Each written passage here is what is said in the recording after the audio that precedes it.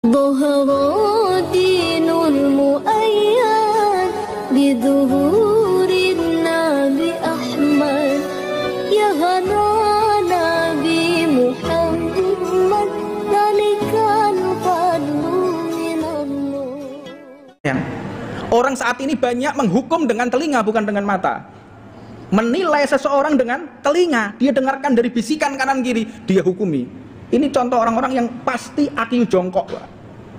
Akiu jongkok, hati munafik mungkin, wallahu a'lam. Hati yang tahu hanya Allah Subhanahu wa taala. Tapi ada ciri-ciri.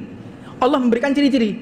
Kalau dia janji nggak ditepati, kalau ngomong berbohong dan lain sebagainya dalam dirinya, Rasulullah SAW disebutkan dalam hadis beliau. Hadisnya Nabi Muhammad SAW menceritakan ciri orang munafik.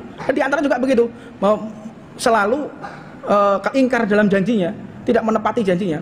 Dan kemudian saya menemani beliau. Tentu yang paling sulit menemani beliau itu menjaga hati, Pak. Sulit, setengah mati sulitnya. Karena apa? Orang kalau sudah kumpul dengan pejabat nomor 1, tentu ego itu akan naik. Saya sampaikan ini agar Anda tidak curiga dengan Angkatan Darat, agar Anda tidak curiga dengan TNI. Terutama saya berbicara Angkatan Darat di sini. Siapa kepala staf Angkatan Darat sekarang? Ini kalau sudah orang mulai mencaci maki, orang sudah mulai mendiskreditkan, suudon, saya akan ceritakan, saya di samping, saya nggak akan menjadi setan bisu. Mendiamkan, membiarkan kebaikan yang saya lihat, setan bisu itu namanya. Saya kenal beliau sekitar tahun 2018 pertama kali ketemu. Saat beliau bintang 1 non job, tidak ada jabatan. Pada saat itu saya buka bersama bertemu dengan beliau di Mabes TNI. Setelah itu kemudian ketemu lagi di Kodam Jaya, beliau sebagai Pangdam. Sering komunikasi kami, bagaimana komunikasi. Saya diberikan kesempatan untuk ngajar di pembinaan mental di Kodam Jaya. Saya khutbah Jumat, di situ ada pertanyaan fikih yang harus saya jawab dari para tentara. Bib, kami ini tentara, bagaimana kalau saat kami ini tugas pakaian kotor, saya harus di hutan, saya ngejar OPM, saya ngejar GAM, mau nggak mau saya kencing di situ. Kadang saya nggak istinja, nggak ada air, jadi pakai daun. Sisa kotoran masih nempel di celana dalam saya. Selama berapa hari? 4 bulan sampai 5 bulan kadang-kadang. Perjuangan TNI untuk menjaga NKRI. Anda kadang nggak paham. Di balik amannya kota Tuban, di balik amannya Jawa Timur, di balik amannya Pulau Jawa, dan di balik amannya Indonesia, ada sosok manusia TNI Polri yang mempertaruhkan nyawanya untuk menjaga kita. Mereka punya anak loh, Pak. Mereka punya anak, punya istri loh. Mereka mempertaruhkan nyawanya dan siap anak istrinya menjadi janda, anaknya menjadi yatim kalau kenapa-kenapa, dan tidak sedikit jumlahnya. Makanya kadang-kadang kita harus paham betul. Cintai TNI Polri, doakan di dalam tengah-tengah tahajud kita, di dalam sholat kita, doakan mereka. Nah kemudian saya akan menceritakan agar tidak gagal paham. Di antaranya,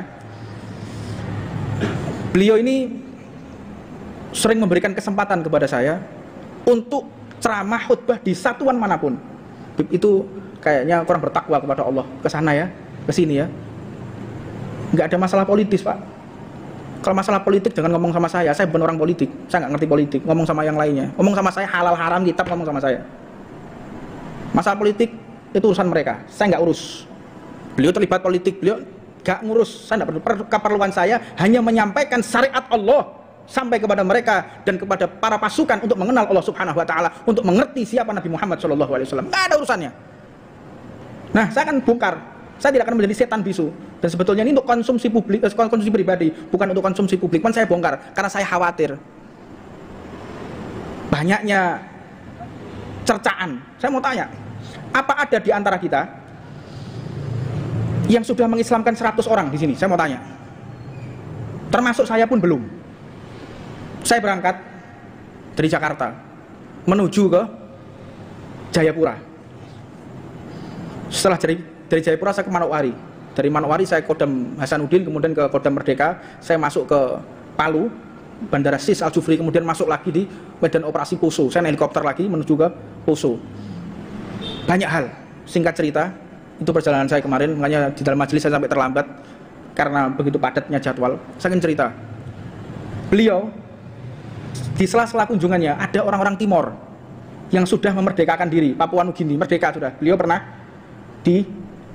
tugas di Timur. Datang perwakilan 5 orang. Mohon izin Bapak Kasat, saya anak-anaknya Bapak Kasat. Kaget saya, ini orang Timur. Orang mana sampean? Ini saksi hidup, mata kepala saya yang melihat. Bagaimana kondisi Anda? Alhamdulillah Bapak, ini saya lihat ini orang-orang non muslim semua. Orang non muslim ini. Belum rapat Pak Dudung. Lihat tanya saya. Anda siapa Pak? Saya anak-anaknya Pak Dudung. Loh kok bisa? Iya, kami ini satu kampung 150 orang diislamkan sama beliau. Anda pernah mengislamkan orang? Apa yang Anda perbuat untuk Islam? Perbuatan apa yang Anda lakukan untuk Islam? Saya mau tanya. Kadang mencaci maki orang. Hah? Setiap kota yang saya singgahi, beliau punya lebih dari 100 sampai 200 anak yatim. Lebih dari 1000 orang anak yatim yang beliau asuh sejak beliau letnan 1. Hah? Sejak beliau letnan 1, letnan 2, letnan 1 sampai sekarang jabatan bintang 4 beliau raih. Ribuan anak yatim dinafkahi langsung dari hasilnya beliau. Apa ada di antara kita?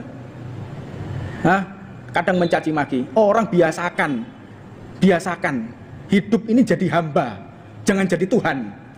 Anda jadilah hamba, jangan jadi Tuhan. Urusan Tuhan itu mencari kesalahan orang, mengkoreksi kesalahan orang. Itu Tuhan, Allah subhanahu wa ta'ala. Yang mengadili, yang memvonis, itu Allah, bukan malaikat juga. Raqib dan Atid pun tidak berhak, tidak mengerti ini kapan ikhlas, kapan tidak, kapan politik, kapan siasat, kapan lillahi ta'ala. Malaikat nggak tahu Pak Raqib Atid. Kadang manusia bisa memvonis ini ikhlas, ini tidak. Dari mana kita tahu? Hah? Belajarlah dari kehidupan para leluhur kita, para kiai, para habaib, para ulama. Mereka berebut menutup aib orang, tidak berebut untuk membicarakan aib orang. Faedah. Apa faedahnya? Apa manfaatnya buat kita menceritakan kejelekan orang? Hah? Apa manfaatnya? Nambah kekayaan kita? Apakah nambah kesehatan kita? Apakah nambah perusahaan kita kalau kita menceritakan aib orang lain? Apa? Apa faedahnya? Tidak ada. Yang ada adalah dosa mereka dipindah kepada kita. Faliyatubillah min dzalik. Banyak saya tahu yang tidak mungkin saya bongkar. Bagaimana beliau membela Islam ketika di Poso, ketika dibantai. Pak Dudung yang bela. Tahu Anda? Tidak ada yang tahu. Orang-orang ini tidak ada yang tahu. Saya berbicara bukan orang di masjid ya, yang online di luar sana yang menyimak ucapan ini. Tahu dari mana mereka? Hah? Ketika anak-anak kecil waktu pembantaian Poso, anak-anak kecil, kakek-kakek, nenek-nenek dikepung oleh orang. Siapa yang berani mempertaruhkan nyawanya? Pak Dudung. Dan yang cerita bukan beliau, orang lain. Saat beliau menjabat sebagai Wadanyon. Hah? Mana tahu kita? Di mana kalian saat umat Islam dibantai? Di mana kita? Lagi ngerokok, lagi ngopi. Umat Islam satu negara dengan kita dibantai kemana? Kemana? Lagi kerja. Di saat anak-anak kecil dibantai di sana. Di mana? Yang hadir Pak Dudung di situ. Kemana kalian? Na'udzubillah min dzalik. Makanya orang itu belajarlah melihat kebaikan orang lain, ceritakan kebaikan orang lain. Jangan menceritakan keburukan orang lain. Kecuali keburukan tersebut untuk merusak Islam. Dia terang-terangan menghina Nabi Muhammad, kita akan lawan mereka. Mereka terang-terangan menghina Al-Quran, kita akan lawan mereka.